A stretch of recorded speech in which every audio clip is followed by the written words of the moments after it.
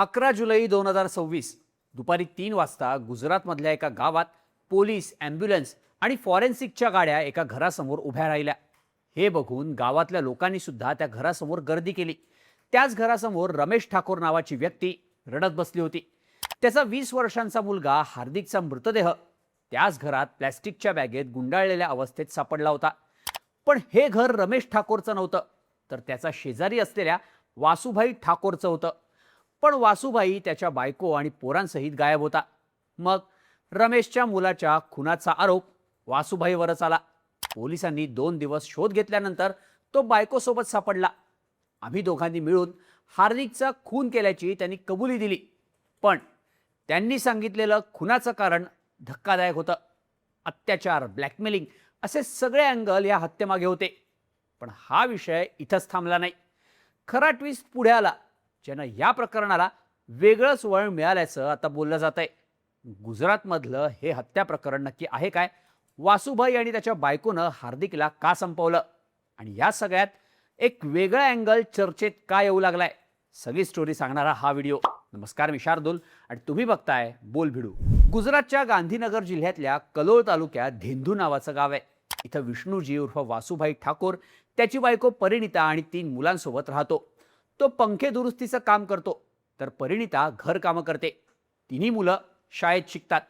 गावात ठाकूर लोकांची बरीच घरं आहेत, म्हणून त्यांच्या वस्तीला ठाकूरवास असंच नाव पडलं.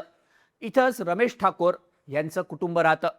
11 जुलैच्या सकाळी रमेश ठाकूर बाजारात शेतमाल विकायला गेले, तर त्यांची बायको आणि मुलगी शेतात गेली होती.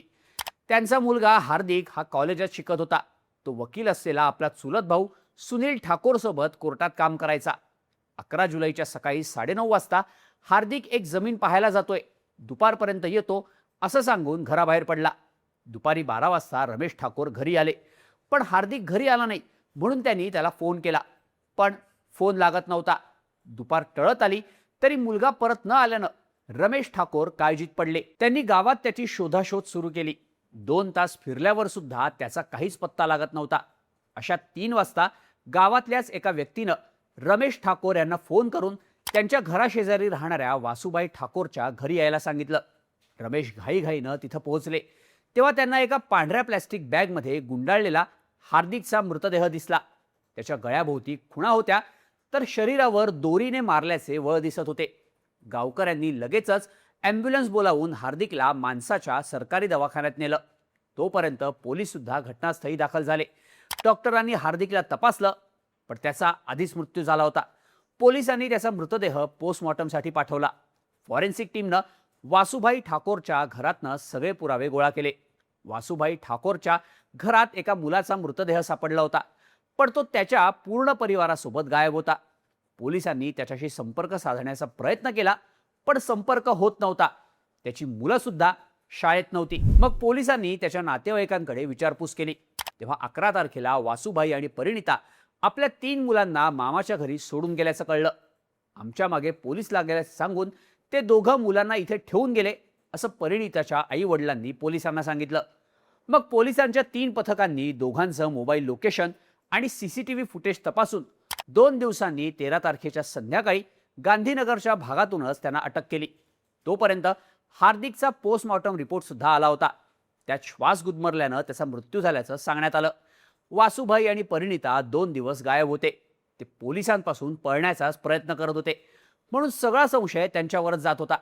पोलिसांनी त्यांची चौकशी करत हार्दिकच्या मृत्यूचं कारण विचारलं. सुरुवातीला त्यांनी स्पष्ट काहीच सांगितलं नाही, पण आपण अडकल्याचं जाणवल्यावर दोघांनीही आपला गुन्हा कबूल केला. पण त्यांनी सांगितलेलं हत्येचं कारण मात्र धक्कादायक होतं. परिणितानं पोलिसांना सांगितलं की काही दिवसांपूर्वी मी आमच्या बाथरूममध्ये आंघोळ करत होते, तेव्हा हार्दिकनं लपून माझा व्हिडिओ काढला. नंतर एक दिवस तो माझ्या घरी आला आणि मला तो नको त्या अवस्थेतला व्हिडिओ त्याने दाखवला. मी त्याला तो डिलीट करण्याची विनंती केली, पण त्याच्या डोक्यात दुसरंच काहीतरी होतं. तो मला म्हणाला की मी हा व्हिडिओ कोणालाच दाखवणार नाही, पण तुला त्याच्या बदल्यात माझ्यासोबत संबंध ठेवावे लागतील. मी त्याच्या या मागणीला स्पष्ट नकार दिला. तेव्हा त्यानं व्हिडिओ व्हायरल करण्याची धमकी दिली.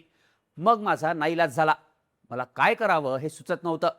माझ्या हतबलतेचा फायदा घेऊन हार्दिकनं माझ्यासोबत जबरदस्तीने संबंध ठेवले. त्या दिवसानंतर माझा नवरा आणि मुलं घरी नाहीत हे बघून हार्दिक वारंवार घरात शिरायचा आणि मला व्हिडिओ व्हायरल करण्याची धमकी देत संबंध ठेवायचा. नंतर त्यानं मला फोन करणं सुरू केलं. मी बोलायला नकार दिला की तो पुन्हा धमकवायचा. नंतर तो मला न्यूड व्हिडिओ कॉलही करायचा आणि तो जसं म्हणेल तसंच मलाही करायला लावायचा. बदनामीच्या भीतीनं मला तो म्हणेल तसं केल्याशिवाय इलाज नव्हता, असं परिणितानं पोलिसांना सांगितलं. तिने हार्दिकबद्दल केलेल्या या खुलाशामुळं सगळ्यांनाच मोठा धक्का बसला. परिणितानं पुढे असंही सांगितलं की एकदा वासूभाई कामाला गेल्यानंतर हार्दिकनं मला कॉल केला. मी त्याच्याशी बोलतच होते, तेवढ्यात वासूभाई अचानक घरात आला. मला फोनवर बोलताना बघून त्याला भयंकर राग आला आणि तो तसाच घरातून निघून गेला. मी पूर्णपणे घाबरून गेले. संध्याकाळी तो घरी आला तेव्हा मी त्याला माझ्यासोबत काय काय झालं हे सगळं सांगितलं.